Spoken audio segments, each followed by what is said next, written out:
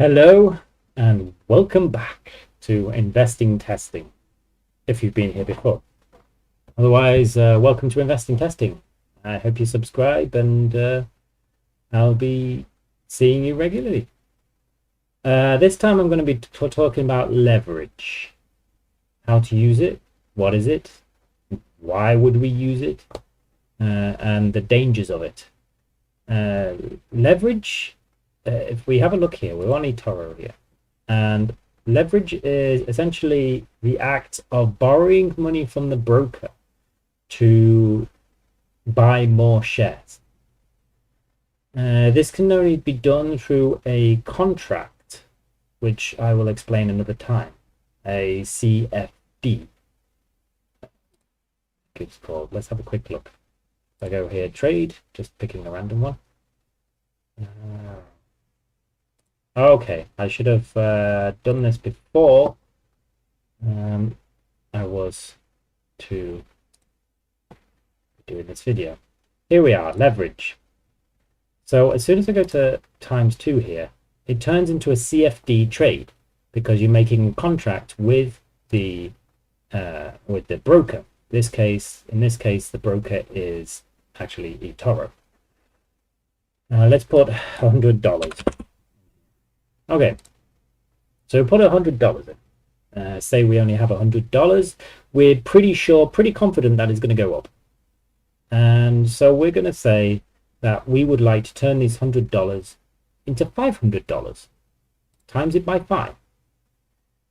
And what that means is that you're going to be opening a CFD, which means that there's going to be charges. You can see at the bottom here, overnight fee for every night that it's on. So if it's over, if you still have the trade open after midnight, then you can see that it will charge you $0.08. It's 8 cents a night, but that's for the times during the week. Remember, this is only $100 we're dealing with. When you're getting into big money, if you would start talking about $1,000, then you can see this going up 79 cents a night. And so let's keep it with 100, and you can see, but then this is on a normal weekday from Monday to Friday. If it's on the weekends, which is Friday night included, so Friday night and Saturday night, and I think it might be possibly Sunday night, it's 24 cents a night. It's been a while since I used leverage, but the leverage that I did originally use made me a lot of money very quickly, and then I lost it all very, very quickly as well. Because essentially, you're not only... So we only have $100, but it's increasing that $100, timesing it by 5. That increases the amount of profits that we can have. But not only that, but it will also increase the amount of loss that you could possibly get. Because you could, because that's an exposure of $500, if you were to lose 1/5 of that $500, you would lose all of your money. Therefore, the broker will always say that you need a stop loss. There is no way of turning the stop loss off when you are using leverage. If you have the CFD, then you need a stop loss to prevent you from losing too much money. So here you can see there's a stop loss set at almost $50. And here we got a take profit of $1,000. That's a hell of a lot. Let's say, let's reduce that to, let's have a profit of $500. So that's actually, that's 100% profit. Because that way, if we have if we're putting an exposure of $500, and then we put a take profit of $500, then we're basically saying that when we have 100% profit, then we're coming out. Okay, so and then a stop loss of $50, which would make sense. You'd always want to make sure your stop loss is less than your take profit, because yeah, in case you lose it several times. But remember that this is $50. Like, this is 100%, and this is, well, quite much smaller than 100%. But this actually if you look at the original value of $100, this is more than 100%. It's 500%. So you can see that this is it's basically 100 times 5 profit. But if we have the loss here, this is 50% loss, or almost 50, rounding off. So yeah, so let's open this trade. It's very easy. And now we've got the trade open, just like we would normally. So Capgemini, we've managed to invest in. Already we've managed to make a loss. That's mostly down to margins. That's mostly down to the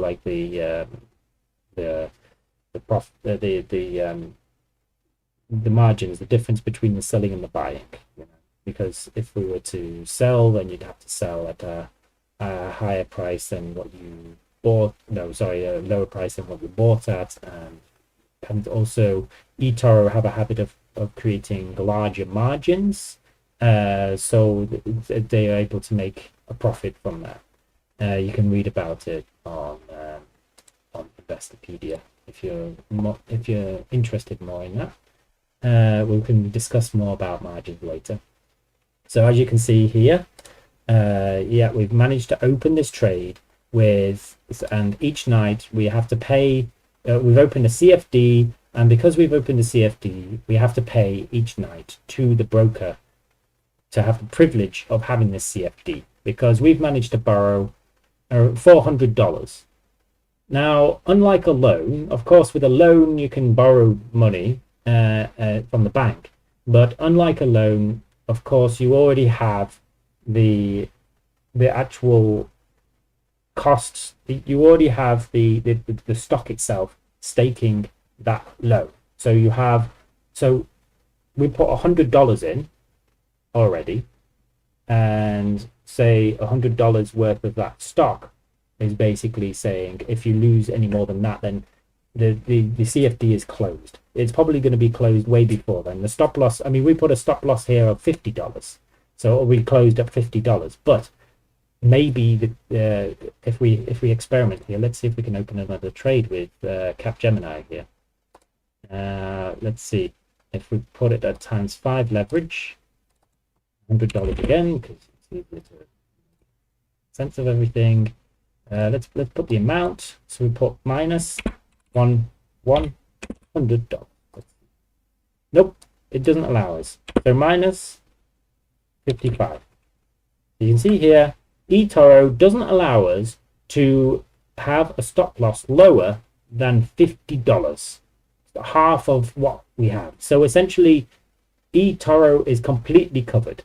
We pay all costs, whether we lose or we win. We just pay. We manage to pay all costs, and eToro is able to get the money from the overnight fees. It's able to get interest, if you will, daily interest. So, but of course, we can easily lose $50 there, and you can easily lose all of your money that way because you're timesing everything by 5.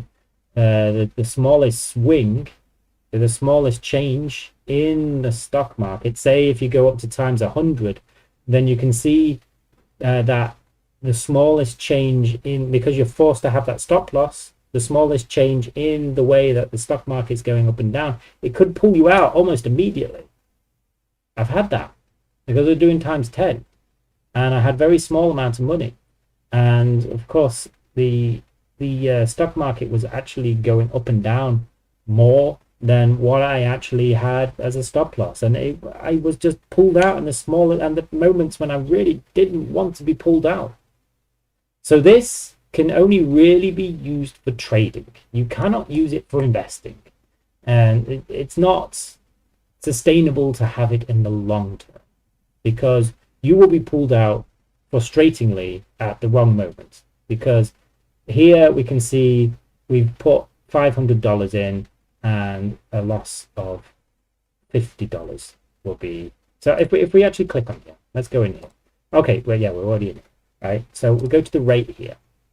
So that's 128, and this is 143 up here. Imagine that on a normal day, this goes between 150 and 100, but we know that it's going to go to 200 eventually. So we would like to invest.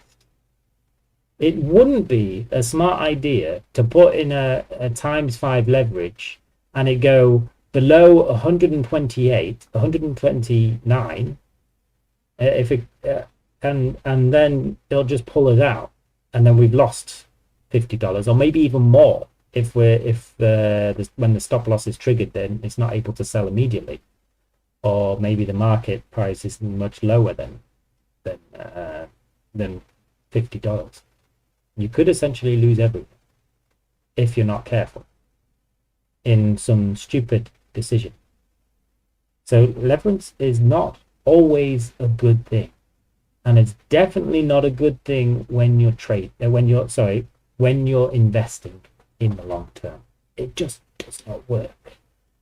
But it's great for trading. If you want to make a quick profit in a single day and you know a stock is about to go up, it's going to go sky high, I would suggest that you take a large amount of leverage. You could make a lot of money. Just keep an eye on the stock. That's the stressful part, because leverage can create quite a bit of stress when you're constantly having to watch the stock.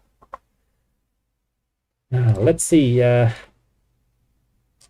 So now I want to move on to something to try and explain, because I've been talking about loans and I've been talking about leverage.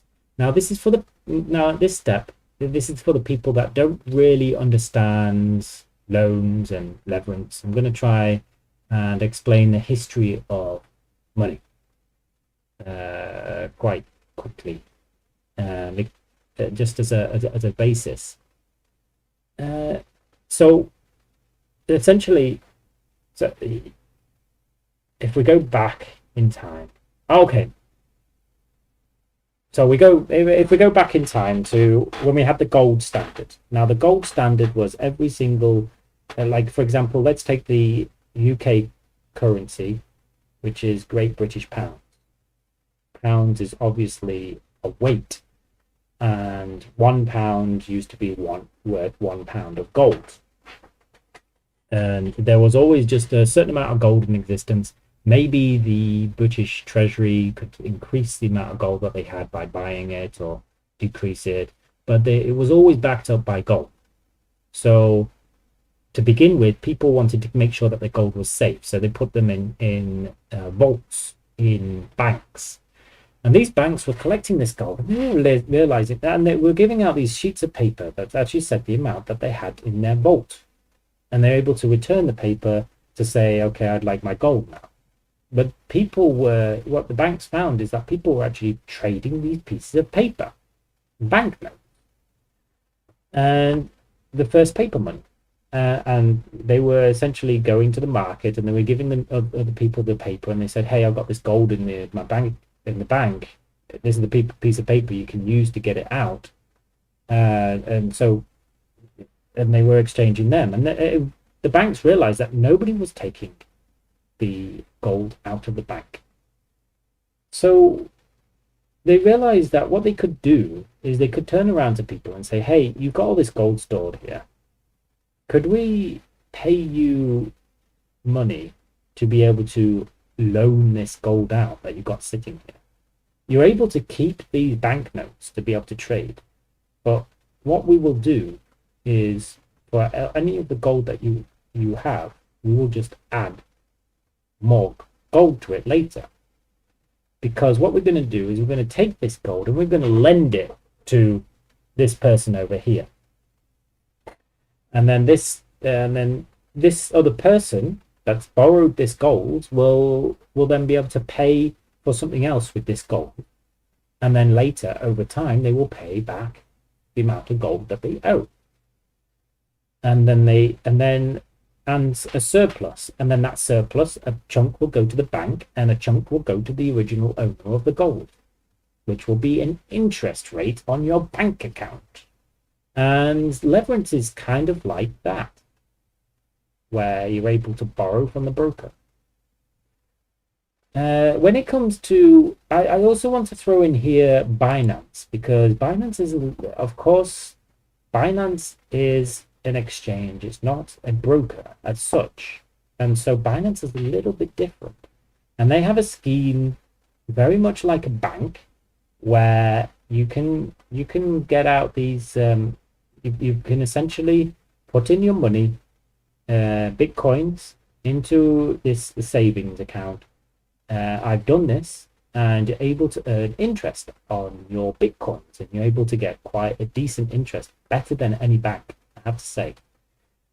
And as you can see here, you can select something called margin. I was mentioning margins before, but this is a different type of margin. I'm not entirely confident with Binance. I haven't used it so much. But here underneath it says increase your profits with leverage. It's essentially what you will be selecting to actually use leverage. And in here we can see here that you have what's called a spot. That's basically putting the money in, buying and selling. Right, you can buy Bitcoin, but then you can do what's across, so you can borrow. Oh, this is super complicated. You're gonna have to do more research into yourself, but you can see here you can also do times 10 here. And yeah, of course you have the stock limit, Bitcoins that you want to be buying. And yeah, and you're able to do the same through Binance, through the clever system of people actually putting money into an account where they're able to earn interest from other people borrowing money to be able to use it for leverage. Because essentially there's not a huge risk for brokers to be doing leverage. I mean, for example, with here, I mean, eToro is lending us $400 to do this. In return, they will be, every night we leave it over, they get a little bit of money. And on top of that, and if we lose any money on this trade, then of course we pay for the loss. So then eToro just gets the money back afterward. It's a win-win situation for them. Because then also with the way eToro works with margins, they can make quite a large profit if you have a larger amount of money that goes in and it's coming out. And especially if you actually make a profit, then everybody's winning. So that is it worth actually doing leverage? It is, only if you are trading. If you are merely investing, I would really do not touch leverage, do not touch CFDs. If you are investing, buy the real thing, buy a share. Don't, and that's essentially like just pressing trade here, and you are buying the underlying asset. You're buying the true share. So right now, I'm using a virtual account here, so this is a virtual money. But if I put $100 in, I'm buying 0.59 units. It's less than half of the share. So let's see. So if I put 143.10 in, that's worth one share, right? Oh, maybe that's the average price. That's the average price between the sell and the buy. So maybe I'd have to put more. Hang on, I can put it in units. Here, I can put 1 unit in. Why is that not working? There we go, 1 unit. So, and then I can buy it times 1 leverage, which means that I'm not using any leverage at all. I could even go as far as no take profit. I'm not taking any profit. I'm not taking any stop loss. I'm just going, you know what? I just want to buy 1 share of this company, open the trade. And then that's it. So for investing, that's the best way. But if you want to trade and and you've been doing all the technical analysis using TradingView here, or which other company you use, website you use, sorry, then you can actually do all the technical analysis, and oh, this is primed for actually going up. And you're thinking, okay, so I'm going to buy now, and I'm going to wait until the end of the day, and I'm going to pull out. If you're doing that sort of trade, then leverage is key to making some major profits. And you can make some huge profits in this way. But beware that if that stock goes down even just a little bit, because of your stop loss, and depending on how much leverage you've got, then you could lose everything. And that is why they tend to say that you should be a professional and have a lot of experience before you use leverage. I hope you subscribe and you like this video, although these are just the basic series of videos just to explain things, explainer videos. So then I'll be able to, the real videos are coming soon. Or maybe you've watched one of the real videos and ended up here. Either way, subscribe, like the video,